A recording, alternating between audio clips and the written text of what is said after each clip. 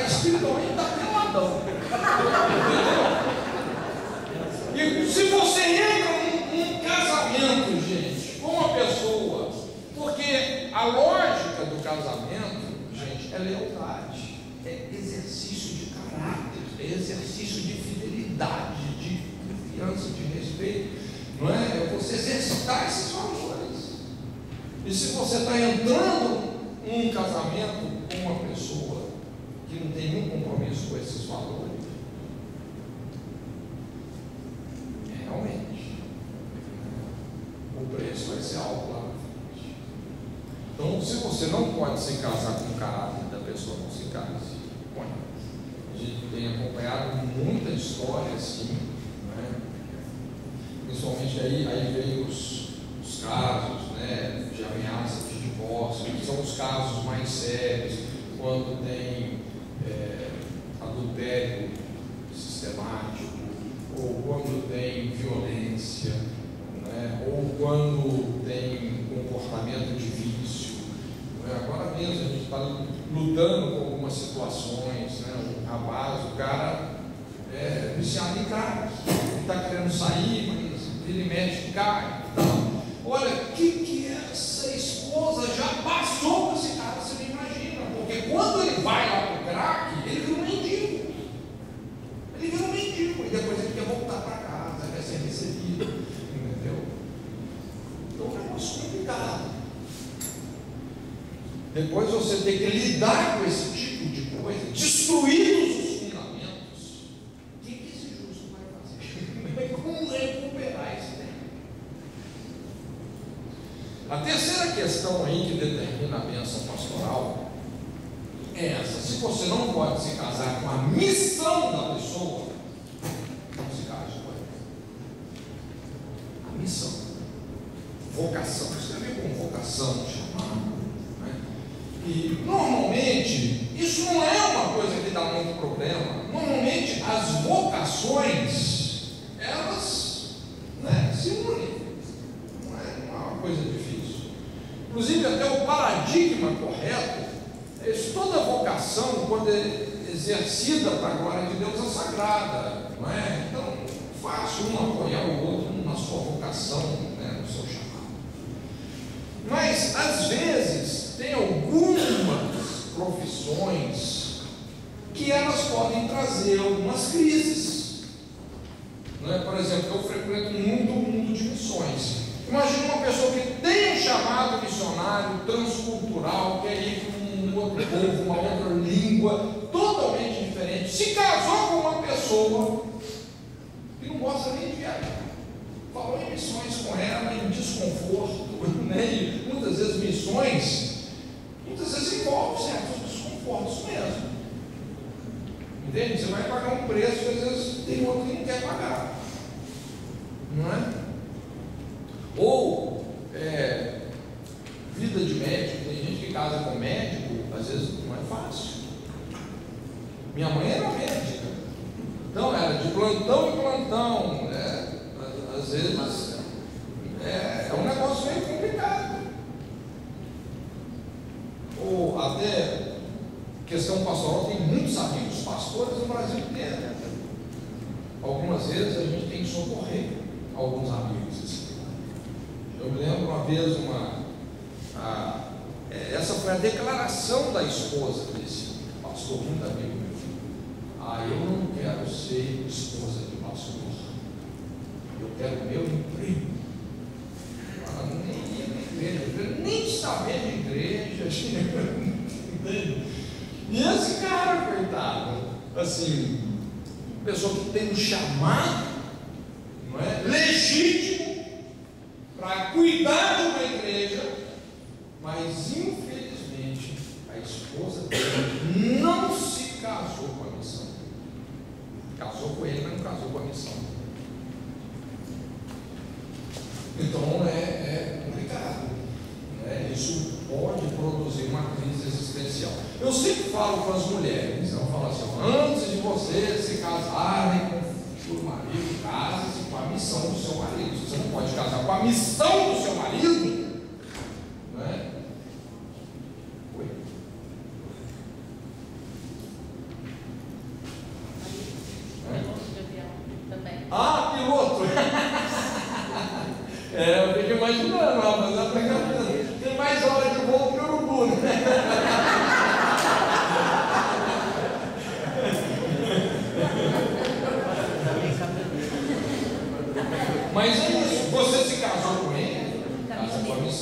se converte à missão dele.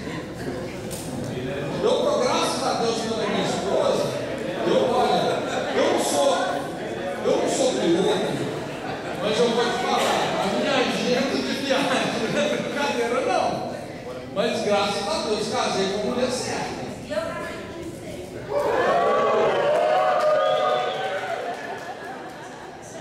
Ela nunca colocou uma linha me impedindo de viajar, de fazer o que Deus nos chamou a fazer. Não é? Então, ela, quando ela está em casa, na verdade, ela está junto comigo nas minhas viagens. Não é? Então, é muito importante. Como é que você conserta esse fundamento? Você tem um fundamento mais fácil de ser consertado. Se você não se casou com a missão do seu marido, converta-se à missão dele. Converta-se à missão dele. Submeta-se. Não é? E é esse o princípio: o marido amar a esposa e a esposa se submeter ao seu chamado. Então, porque submissão, esse conceito de submissão é um conceito muito desgastado, porque ele dá a entender assim uma tônica de inferioridade, mas não é. O que é submissão? É alguém que desempenha a missão de cooperar com a missão de uma outra pessoa. Quando a missão da mulher, o chamado dela, coopera com a missão do marido, gente, isso é altamente edificante. Isso é poderoso. Então, você tem que poder se casar com Deus do seu marido, com o caráter, né, do seu cônjuge, com a missão do seu cônjuge, e a quarta coisa, você tem que poder se casar com a família. Vai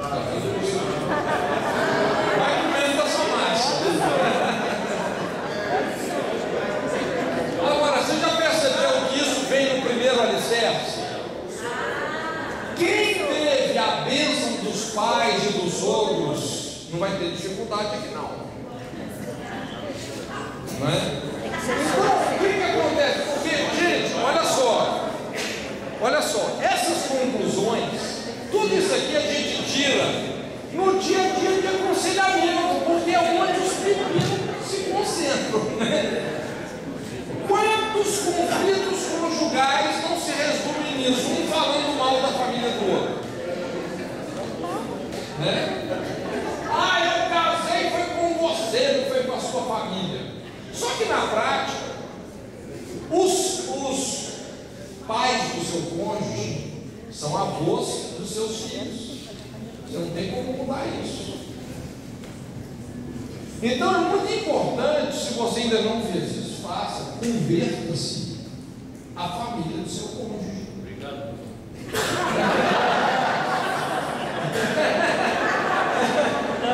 Negue-se a si mesmo, né? Esse é o evangelho. Converta-se à família do seu cônjuge. Inclusive, é muito importante você discernir o sistema familiar do seu cônjuge bem. Amanhã nós vamos ver se a gente fala um pouco sobre isso aqui, tipos de família, que é uma coisa que ajuda muito você nesse processo de unidade do casal. Você entendeu o tipo de família, você veio de um tipo de família que é totalmente diferente do tipo de família que o seu cônjuge veio. Não é? Discerne exatamente. E não só isso, muitas vezes você vai ver comportamentos que são reprováveis, que são pecaminosos, que estão na família do seu cônjuge, que você vai precisar de interceder. E se você fica só falando mal, você não vai entrar na terra prometida. Murmuração te faz morrer no deserto. Não é verdade? Então é comum, às vezes tem alcoolismo na família do seu cônjuge, às vezes tem tabagismo, às vezes tem imoralidade, tem muita coisa. Irmãos, nós somos os agentes redentores, não é? E nós temos que converter de coração e do nosso cônjuge, não é? Então, se esses 4 aspectos estão ok, não é? Se você pode se casar, com o Deus daquela pessoa, caráter dela, o chamado dela e a família dela, esse casamento está na morte. É isso que, sacerdotalmente falando, se você é um pastor, se você é um líder de célula, se você está cuidando de uma pessoa, porque pastor, gente, não é posição, tem a posição, mas essencialmente é a função de cuidar de alguém. Sim. Tenho duas perguntas também. Pois não. Primeiro, voltando à questão da bênção do pai e da mãe, né? Digamos que o pai não é ausente, ou seja, a pessoa foi rejeitada pelo pai no começo, depois essa mãe casou com o padrasto. O casamento foi abençoado pelo pai, pelo padrasto e pela mãe. Como é que fica essa ligação com o pai de sangue? Tá. Essa relação sempre tem que ser resolvida. Tá? Sempre tem que ser resolvida. Inclusive, aí é que se alicerçam feridas que comprometem totalmente a vida das pessoas. Porque não é fácil você resolver um problema com um pai, uma figura de autoridade que te abandonou, que deixa um buraco existencial na sua vida. É aquilo que nós falamos sobre o adotivo, você lembra? Quando você leva um filho adotivo se converter de coração aos pais biológicos que erraram, que abandonaram, que rejeitaram, não é, que praticaram imoralidade, mas ele se converte, esse coração é curado e vai curar outros. Não é? Pode ser que no caso aí esse pai já não tenha mais acesso a ele, então às vezes esse pai não vai comparecer no casamento, não é? Mas é importante o coração desse filho estar resolvido. Nós não estamos numa posição de julgar ou condenar os nossos pais, nem a ninguém, na verdade. Nós estamos na posição sempre de perdoar e olhar com misericórdia. Nosso coração voltado no perdão do pai. Isso. Como é que funciona a bênção propriamente dita com a mão? Pode ser dada para trás. A coisa de uma presença de casamento. Vamos dizer assim, já aconteceu um pecado, o casal foi lá e pediu perdão depois de 25 anos, né? E aí veio a mãe e buscou. Aí quando não teve essa imposição de mãos e essa bênção dita pelo pai biológico. Não, se esse pai biológico, vamos dizer, ele está fora de cena, Deus sempre vai levantar outras pessoas que pode ser um padrasto, um pastor, alguém que vai fazer o papel desse pai. Inclusive, nessa brecha, sabe quem que entra mesmo? Deus. Deus é pai de órfãos. Quando um pai sai da sua posição de autoridade em relação ao filho, mas Deus entra nessa brecha. Deus tem um negócio com o órfão, você não imagina. Outra pergunta: sim, a mãe abençoa e depois ela desabençoa e abençoa.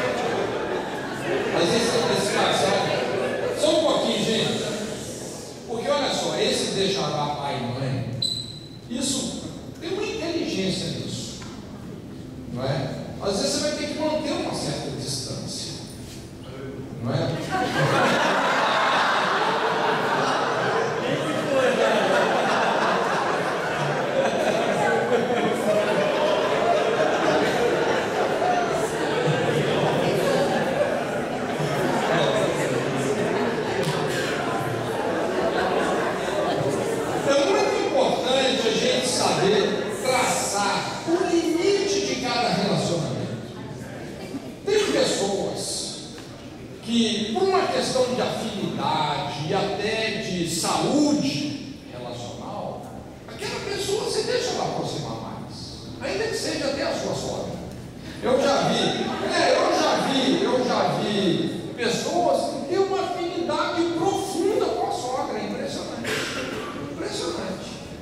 não é? Agora, se você vê que aquele relacionamento está tóxico, se ele está te fazendo mal, você tem o que dar? Você não vai arriscar a pessoa da população mundial, não é? Mas você tem que dar uma distânciazinha um pouco maior. Então é essa sabedoria, né? Sim. Em relação quando... Só um pouquinho, gente. Quando o casal já está casado, Sim. e você conhece a Jesus, e você recebe o chamado de Deus, a pessoa que vive com você, como ela vai aceitar esse chamado?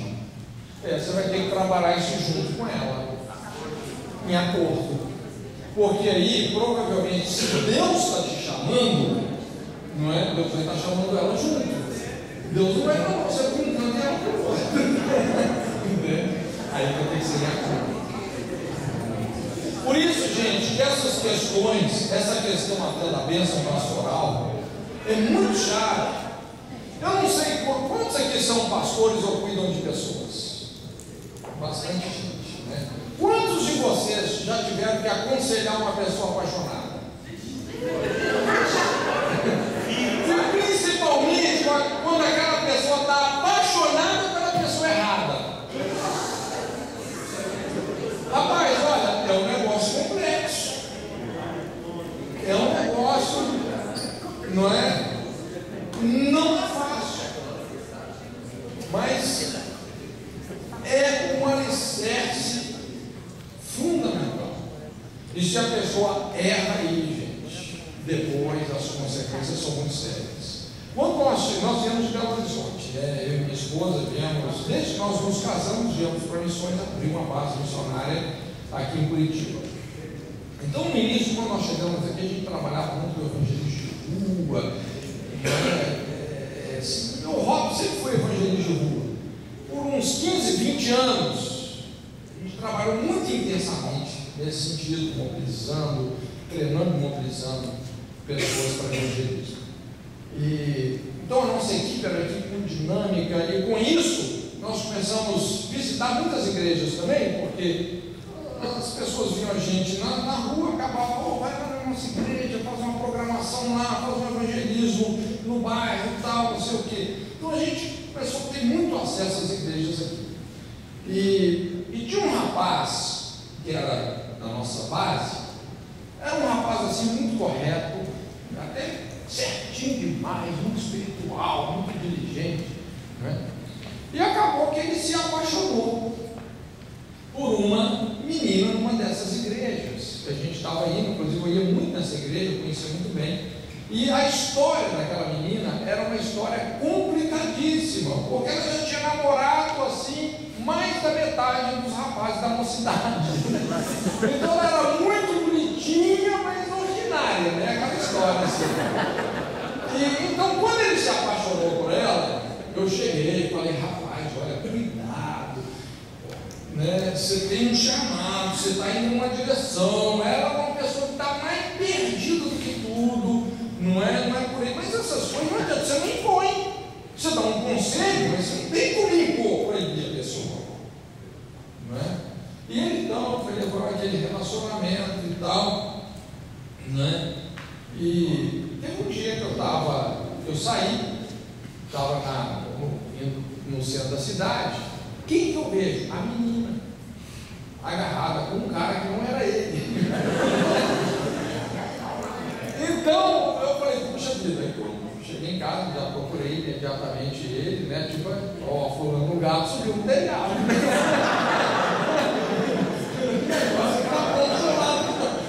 Mas quando aconteceu, não foi que me falaram, eu vi, sabe aquela situação que é a misericórdia de Deus? Inclusive eu vi ela, mas ela não me viu. Então, cheguei lá e falei, cara, a situação é essa. Mas ele ainda, não, mas quem sabe, Deus pode mudar ela, não sei o quê. Mas naquela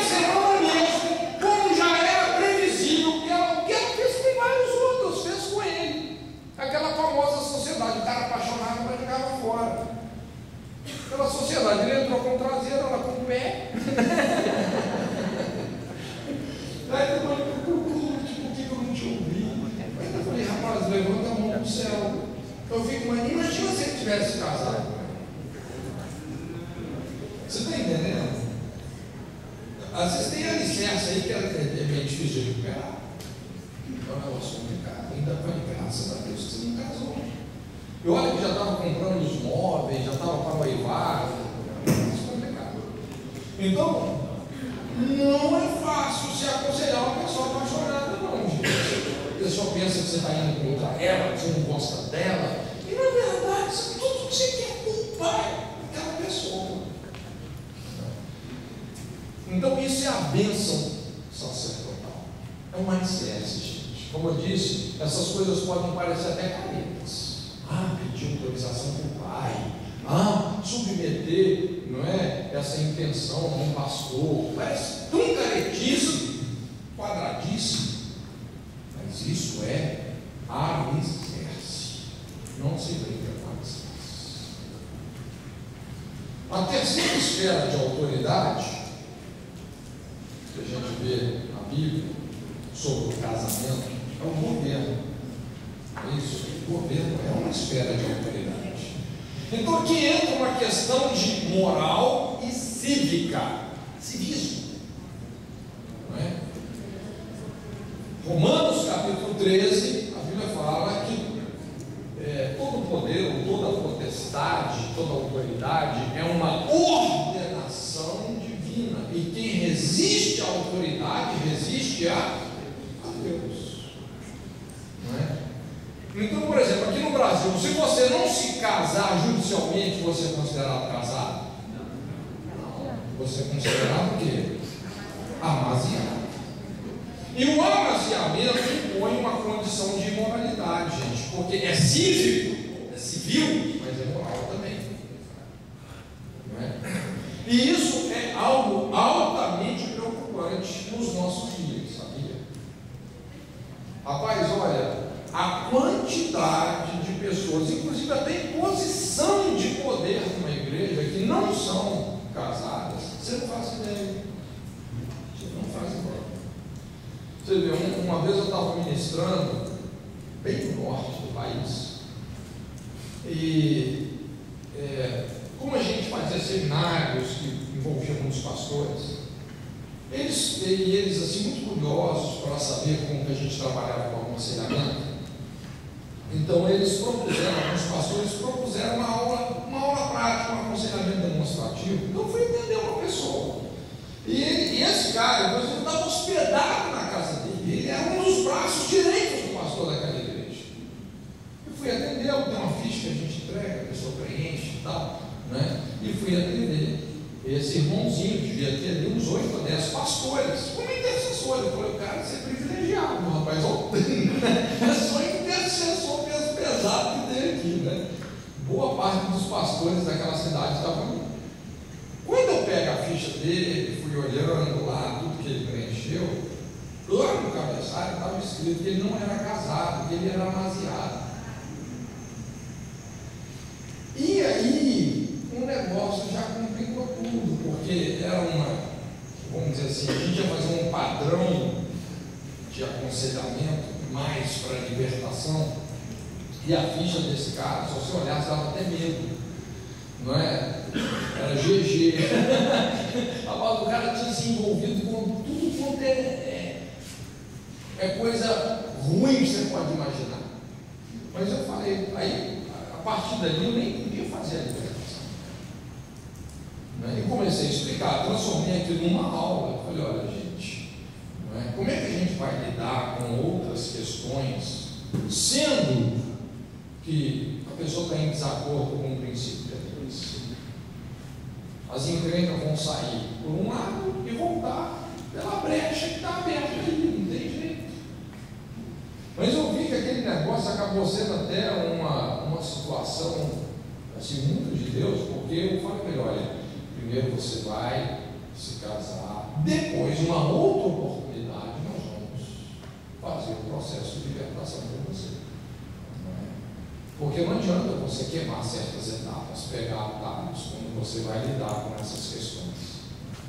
olha, depois disso, o que começou a acontecer de casamento nessa cidade, você não imagina? O que tinha de crente amaziado. E o amaziamento, gente, é um negócio que tem situações que são simples, tem situações que se tornam altamente complicadas. Eu sempre falo, é como você construir uma equação e resolver, né? Uma equação com muitas variáveis. Porque se a pessoa está só amaziada, mas não tem filho, não tem dependência financeira, são vários aspectos, né? Às vezes é fácil de você resolver. Uma vez eu, no final de um culto, uma irmãzinha pediu oração e ela estava bem, como é que fala? Você vê, tadinha, ela estava bem, assim, abatida, não é? Cara inchada de tanto chorar. E ela falou assim: puxa vida, ora por mim e tal, minha vida sentimental. E aí eu comecei a conversar um pouco mais com ela, né? Eu queria poder até ajudá-la um pouco mais. Eu fui conversando. E na verdade todo o tormento dela realmente estava na vida sentimental, porque ela estava vivendo com um rapaz, resumindo bem a história, o rapaz não era crente, não queria ser. Já era um relacionamento muito conturbado, porque o cara era agressivo, né? Já que ele partiu para a violência, eles não tinham filhos. Diante do quadro todo, não é? Resumindo, até falei com ela, falei: olha, é o seguinte, na verdade, você está precisando de oração, você está precisando de tomar uma decisão na sua vida. Porque você tem que escolher. Ou você fica com esse cara, ou você fica com Jesus. Quem você quer? Você não tem filho com ele. O cara não é cristão. Vocês estão vivendo em fornicação. Os fornicários não vão herdar o reino de Deus. A gente não pode iludir as pessoas e falar o que elas querem ouvir. Não vão. Os fornicários não vão herdar o reino de Deus. Então você tem que fazer uma escolha. O que você quer? Chuta que é nosso.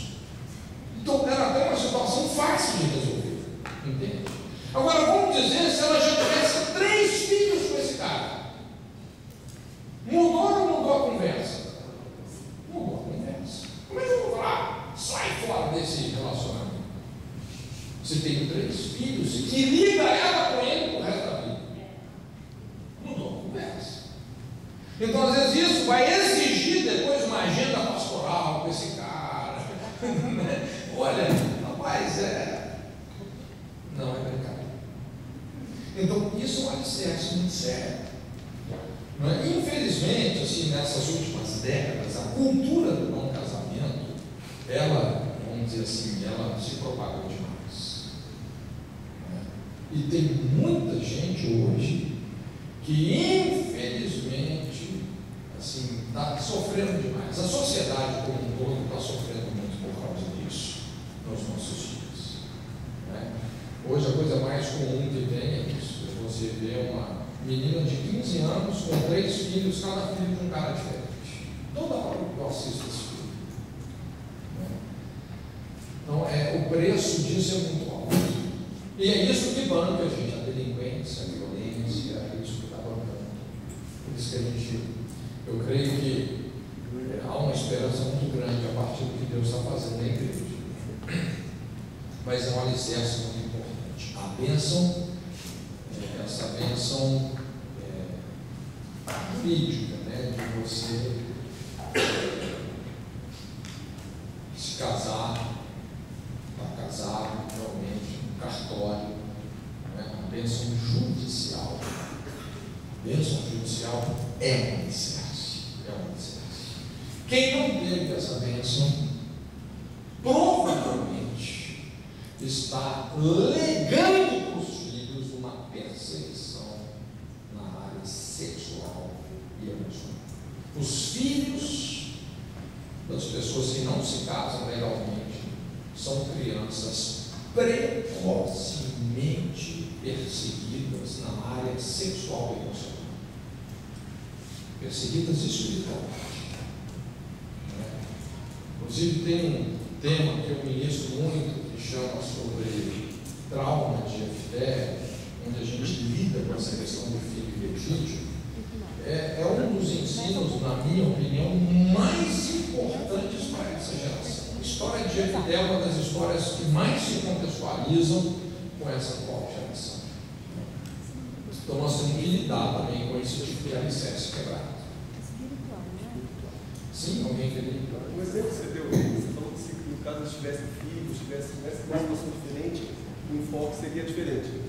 No mesmo exemplo, o cara sendo violento, tendo todos os problemas que existiam, mas se fossem civilmente casados, se fossem casados, né, mas com o mesmo quadro de violência, drogas, todas as situações que você colocou, qual seria a diferença, né, da escolha do nosso né? Ou buscar Jesus, ou escolher o cara e Jesus. O mesmo exemplo, só que com a diferença de ser casado. Qual seria a diferença? Aí entra aquela questão do divórcio, né? Até quando a pessoa fica ou não com aquele cônjuge. Se é um relacionamento, por exemplo, caracterizado com violência. O divórcio, quer dizer, o ideal seria que a gente pudesse dar uma aula só sobre isso, né? Mas tem 3 situações, como eu disse, que assim, são bem delicadas quando você lida com a questão do divórcio. Porque, olha só, você nunca vai achar na Bíblia, de maneira conclusiva, algo que respalde o divórcio. Você nunca vai achar de maneira conclusiva, nem o adultério você acha assim, de maneira conclusiva. Não é uma doutrina de Gênesis Apocalipse. Exatamente porque a Bíblia é muito sábia. Porque cada caso é um caso. Você pode observar, nos casos de divórcio, a decisão final vinha de um concílio sacerdotal. Não é? Muito importante quando você vai definir uma situação, tem que ter uma sabedoria sacerdotal para você ver até que ponto um casamento deve ou pode ser mantido. A Bíblia não dá uma receita de bolo para isso, porque cada caso é um caso. Biblicamente falando, você vê uma diferença entre o divórcio e o repúdio. São coisas bem diferentes. Porque o divórcio só é um dispositivo civil. Assim como você formaliza uma união, você também formaliza uma separação. O divórcio nada mais é do que um dispositivo civil, é uma carta que está sacramentando que aquele relacionamento acabou. Então o que está em jogo não é o divórcio, o que está em jogo é o repúdio. O que é o repúdio? É alguém que rejeita, que trai, que abandona. É alguém que se indisponibiliza para uma reconciliação. Não te quero mais, estou te jogando fora, não quero, acabou. É essa dureza que Deus odeia. Então, o divórcio, ele não é uma lei autorizativa, ele é uma lei normativa. Deus nunca autorizou ninguém a divorciar, mas ele também falou, olha, se separou, normatiza isso. Isso tem que ser normatizado. Não é? Então, é possível uma pessoa ser divorciada sem nunca ter repudiado? Sim ou não? É possível uma pessoa, ela é divorciada, mas ela nunca repudiou o cônjuge. Muito pelo contrário, ela sempre lutou pelo casamento, sempre amou aquela pessoa. Isso é possível? Sim. Sim, tem muito caso assim. Não é? A pessoa casou, ama aquele cônjuge, mas o cônjuge falou, não te quero mais, já te troquei por outra, já tenho filho com outra. E agora é divorciado, sem nunca ter repudiado. Então você entende que são situações assim bem delicadas, bem difíceis. Então quando você vai decidir uma questão assim, se fica ou não fica, tem uns 3 casos mais difíceis, é o que eu falei. O primeiro é o adultério sistematizado. Imagina, vamos dizer que você está casado com uma pessoa que ela te trai, e te trai, e te trai, e te trai. Entendeu? Não é? Inclusive, hoje a gente tem muito caso assim, de repente a esposa descobre que está com AIDS, mas ela nunca traiu o marido. De quem que ela pegou? Do marido. Entende? Às vezes hoje tem casos assim, não é? Então, se tem um adultério sistematizado, até quando que essa pessoa vai ficar aí com esse cara? É uma pergunta importante. Ou se tem a situação da violência, que na minha opinião é a mais séria, quando você vê que um relacionamento está correndo risco de, inclusive, acontecer um crime passional. Toda hora a gente vê aí na mídia, né? A marido deu 5 tiros na mulher. Quando você vê que o cara é agressivo, o cara ameaça, o cara agride, o cara coloca revólver na cabeça, não é? Olha, num caso desses, eu penso que essa pessoa tem que sair fora. Tem que sair fora. Não é? Lei Maria da Penha. Não tem conversa, já virou caso de polícia. Ou a questão que nós falamos também do vício. A pessoa casou, o cara está lá no crack. Puxa vida, são situações difíceis que vão demandar um acompanhamento, às vezes, só que não tem uma receita de bolo, gente. Cada caso é um caso. A gente conhece casos que tinham uma situação de adultério sistemático e, pela misericórdia de Deus, isso foi revertido. Ou a questão de violência.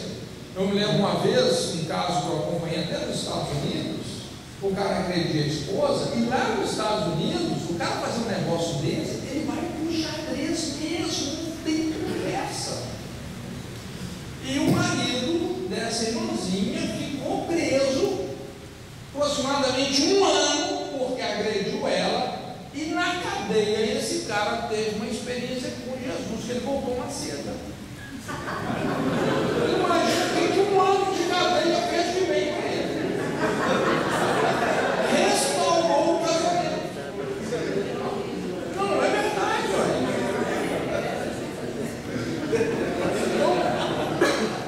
Mas são situações difíceis, não é?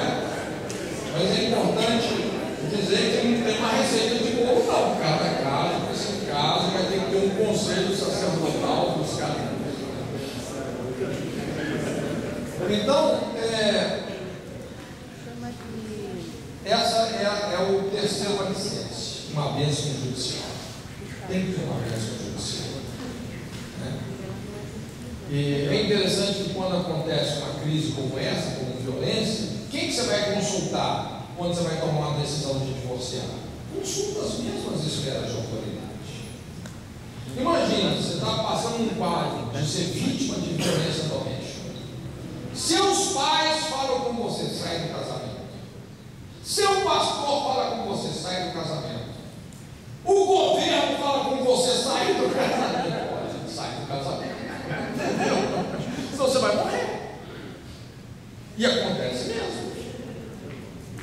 Então, essas esferas de autoridade, isso é expressão da multiforme sabedoria de Deus.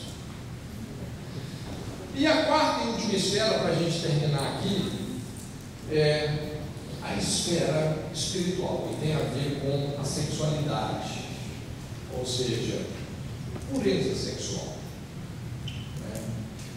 Se tem uma coisa que define o casamento também, é a intimidade sexual. Isso define. E para ter um alicerce, essa intimidade sexual, ela tem que ser praticada num alicerce de pureza. Pureza. Né? Tem que resolver as questões da sexualidade. Então, quando você pensa nesse âmbito da sexualidade, e de certa forma, vamos dizer assim, a sexualidade é o aspecto mais básico da identidade humana. Criou, pois, Deus o homem, a sua imagem e semelhança, macho e fêmea. Macho e fêmea. Então a sexualidade é um aspecto muito básico. Assim, todo ser humano, não é? Esse aspecto é um aspecto que precisa ser levado muito a sério. A maneira como Deus desenhou a anatomia humana é muito interessante, porque Então, assim, Deus é muito harmônico, né? E Deus desenhou a anatomia humana de tal maneira que está presente na intimidade sexual uma aliança de sangue. Já percebeu? Eu não sei se você já estudou sobre o sangue na Bíblia, mas o sangue tem propriedades espirituais muito grandes. O sangue ele tem o poder de sancionar uma aliança espiritual, o mundo espiritual. É um dos princípios mais elevados, é o sangue, é o sacrifício, é o princípio pelo qual, inclusive, nós somos redimidos. Então, o sangue, inclusive, não é um elemento neutro. Eu costumo dizer, todo derramamento de sangue, não é? Ele está associado a um altar, seja ele divino ou demoníaco. Todo altar está associado a um sacerdócio, seja divino ou demoníaco. Todo sacerdócio está associado a um trono, todo trono é principado, seja divino ou demoníaco. Então, assim como, por isso que a gente vê tanta exploração demoníaca na criminalidade e na imoralidade, porque envolve o quê? Sangue. Você lembra quando o escritor de Hebreus fala que nós temos ousadia de entrar no Santo dos Santos pelo sangue? O sangue abre um acesso, não é? O sangue de Jesus abre um acesso para você experimentar um Deus que é Espírito e verdade. Então, a sexualidade funciona com esse princípio de aliança, o princípio de sangue. Deus colocou na mulher um selo, não é isso? Um ímã, que tem a forma de uma aliança, que se encaixa com o corpo do marido. O sangue da virgindade da mulher é um sangue sagrado. É um sangue sagrado. Esse sangue, quando derramado, ele está estabelecendo, ele configura um pacto espiritual. Da mesma forma, a intimidade sexual é um princípio de renovação de aliança, porque cada intimidade sexual acontece em derramamento de sangue, por mais que isso é microscópico. Tanto é que as doenças sanguíneas, elas são sexualmente transmissíveis. Deus desenhou a anatomia humana assim. Toda aliança precisa ser renovada. Eu costumo dizer, o sexo é a ceia do casamento. Inclusive, você pode avaliar a saúde espiritual de um casamento pela vida sexual. Principalmente quando você vê que a vida sexual paralisou. Gente, é um negócio incrível. Hoje é muito comum nos aconselhamentos a gente atender casais que a vida sexual interrompeu.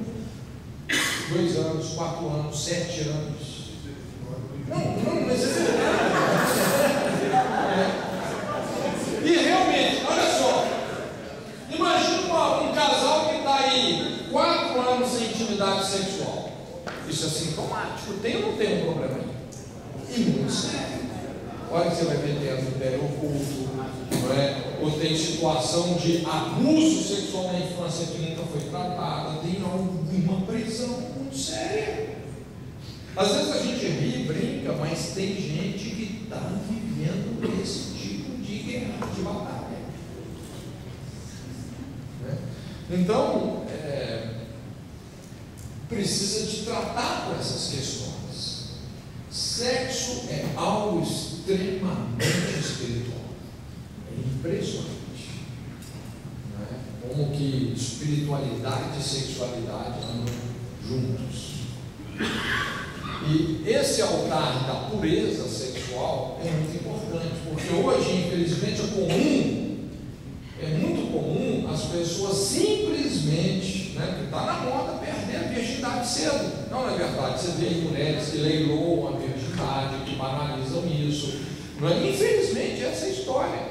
Tem pessoas que, quando ela chega no casamento, ela já vem de trocentos relacionamentos. Com homem, com mulher, com bicho, com tudo. Não, mas é verdade. Eu gostaria que você pudesse ouvir um décimo. Esses ouvidos aqui ouvem. Rapaz, tem uns negócios complicados. E o leigo fica maculado. Entende? Quando a Bíblia fala sobre o leito maculado, essas manchas, às vezes são espíritos. São espíritos. Olha cada história, inclusive de pessoas, às vezes pessoas crentes, às vezes até pastores, que sofrem uma abordagem sexual por parte de um espírito maligno. Vem o espírito e se relaciona sexualmente com ela. A gente ouve histórias assim. Lógico que tudo tem um contexto, mas é o que a gente ouve. Às vezes, e está se tornando cada vez mais comum a gente ouvir esse tipo de situação. É lógico que tudo isso só é sintoma de que tem muito problema a ser resolvido, porque essas coisas não estão acontecendo à toa, gente. Então, precisa de haver uma purificação. Precisa de haver uma purificação. Aquilo que eu falei, né? Acho que todo casal tem que ter um momento, de preferência até antes do casamento, que é o momento da verdade, de compartilhar tudo, que precisa ser compartilhado nesse sentido. Não é? Lidar com toda essa história de impureza, não deixar nada na obscuridade, porque o que está em trevas vai ser habitado por demônios. Quem é o príncipe das trevas? É importante trazer essas coisas realmente para a luz. Então, se tem um alicerce que precisa de ser muito bem trabalhado, é esse alicerce da pureza sexual. Como eu falei nesse meu livro, né, A Face Oculta do Amor, é muito comum a gente ver essa dinâmica que aconteceu lá com Aminon e Tamar, quando a Bíblia fala assim: maior foi a aversão que ele lhe demonstrou do que o amor que lhe devotara. Então esse cara estava tão apaixonado, que chegou a forçá-la sexualmente, não é? Um estupro praticamente, se relacionou sexualmente, e depois ele teve essa paixão que levou ele a ficar doente de cama por ela, virou aversão. E ela foi com a cabeça, ela falou: olha, não vamos casar, então já que você fez isso, vamos nos casar. E ele foi chocado, ela sai daqui que eu não vou comer sua cara. Como que a paixão virou aversão? E esse é um dos motivos porque o casamento caiu tanto em descrédito hoje. Sabe por quê? Porque as pessoas, os solteiros, querem viver como casados, os casados como solteiros. Então, antes do casamento, o cara vai lá e come a sobremesa antes do jantar. Não é? Vem a fornicação, rebelião e tal, não é? Ultrapassa tudo quanto é limite. Só que esse cara não sabe o que ele está semeando para depois do casamento. Porque antes do casamento tem a prova da paixão, tem o jugo da mocidade que a gente tem que suportar. Não é? E depois que vem a fornicação em casa, daqui a pouco isso tudo vira aversão, ódio, ojeriza. Não é? Antes, eu moro com você até debaixo da ponte, depois não aguenta nem ver a cara. E muitos acabam tomando um caminho de divórcio. Então essas questões precisam ser muito bem resolvidas. Não é? Se houve fornicação, olha, estão nisso. Vai com os pais, pede perdão, eles são desonrar os pais. Né? Pede perdão para os pastores. Aquilo que eu falei, muitas vezes a pessoa